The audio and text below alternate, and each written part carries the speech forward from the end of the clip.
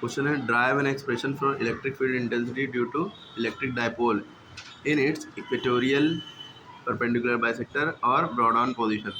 ये तीनों क्वेश्चन का मतलब सेम ही है। इन तीनों से अलग अलग बोर्ड में अलग अलग नाम से आ चुका है क्वेश्चन।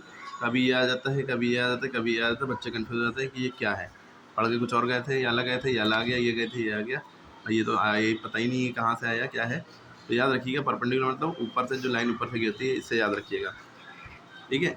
एक होता है एक्सियल या एंड ऑन पोजीशन वाला, तो वो इस लाइन पे रहता है एक्सिस पे, इक्वेटोरियल वाला परपेंडिकुलर पे होता है। ठीक है। इसका आंसर जो आता है वो 1/4 two pi upon R cube होता है। उसका आंसर जो आता है 1/4 पी अपॉन आर क्यूब। ठीक है। आपको करने चलते हैं। सबसे पहले हमने एक डायपोल ले लिया जो कि -q से +q है। ठीक है। डायरेक्शन उसका दिख रही है, और इसके सेंटर में, क्योंकि एक्सियल में भी सेंटर से जो किसी पी पॉइंट की दूरी मानते थे, ये सेंटर से मानते थे ना। यहाँ पे पी पॉइंट बनता था, यहाँ से यहाँ तक की दूरी ले लेते थे ना। इसी तरह इसमें भी सेंटर से लेंगे, लेकिन अब की पी पॉइंट इसके परपेंडिकुलर डायरेक्शन में होगा, यानी यहाँ पे होगा। अब यहाँ से इसको लाइन खींच देंगे। अब ये आर डिस्टेंस पे कोई पॉइंट पी हमने ले लिया, और इन दोनों की डिस्टेंस आपको पता होना चाहिए। यहाँ से यहाँ तक की ए होती है, और यहाँ से यहाँ तक की डायपोल की दूरी ए होती है, यानी टोटल डायपोल की दूरी जो है वो 2a है। ठीक है। अब हम इस पॉइंट से इस पॉइंट पर इलेक्ट्रिक फील्ड जब निकालेंगे तो +q से यूँ इधर को यूँ डिस्टेंस लेंगे ना, यूँ करके। जब हमने इसको लिया तो अब डायपोल का जो डायरेक्शन, इलेक्ट्रिक फील्ड का जो डायरेक्शन होगा, अब q की वजह से, +q की वजह से ये बाहर की तरफ होगा, इधर को, है ना। डायरेक्शन की वजह से ये E+q की वजह से इधर को जा रही है। ठीक है। अब जैसे जो है ये आपका हाइपोटेन्यूज है ना, आपको परपेंडिकुलर की वैल्यू पता है, बेस की वैल्यू पता है, हाइपोटेन्यूज की वैल्यू नहीं पता। कैसे निकालेंगे? पाइथागोरस थ्योरम लगाएंगे।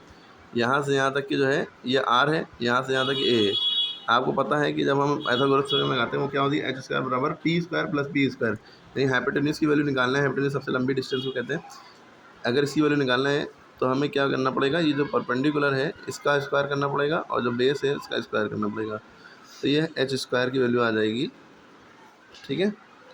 अब h² यानी कि ये h, इसको हम अभी मान लें थोड़ी देर के लिए, तो h² की जो वैल्यू आएगी, ये स्क्वायर उधर जाएगा, रूट बन जाएगा, तो h की वैल्यू आएगी √r² + a²। यानी कि आपको ये पता गया, ये इसकी जो वैल्यू है इसकी √r² + a² है।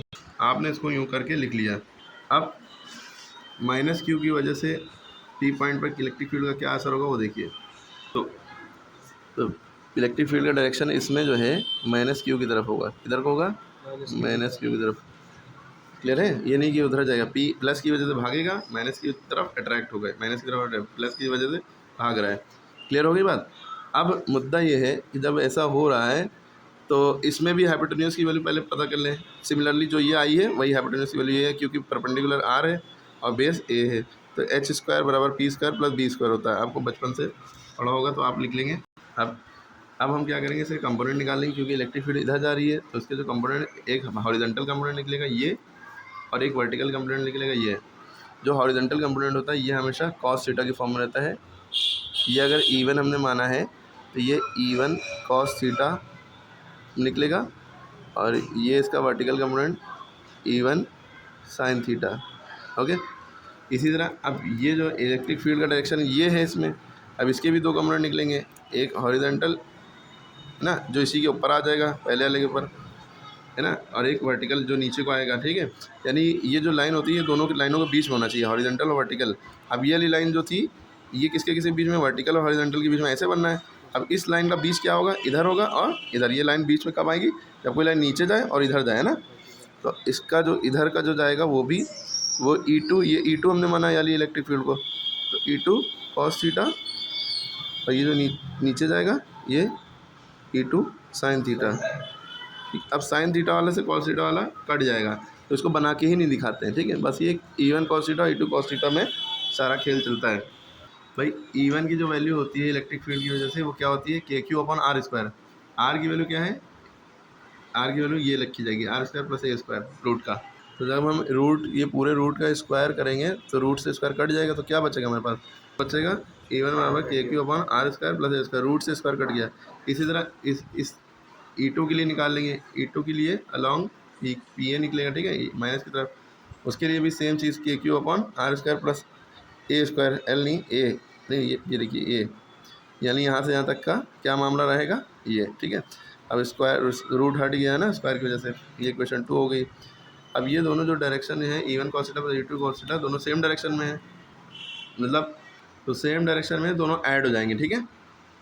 फिर दोनों को क्योंकि E1 बराबर E2 है तो E1 cos theta plus E2 cos theta, E2 की जगह E1 ही रख देंगे तो 2 E1 cos थीटा। E1 की वैल्यू आपको पता है यहाँ से Q upon R square plus L A square sorry cos theta. अब cos थीटा की वैल्यू क्या होती है, बेस अपॉन हाइपोटेन्यूज, ठीक है। बेस ए है और हाइपोटेन्यूज ये है, और क्योंकि हाइपोटेन्यूज रूट में रूट को हम लिख सकते हैं 1/2, ठीक है। अब यहाँ पे पुटअप कर दिए, सॉल्व कर लिए।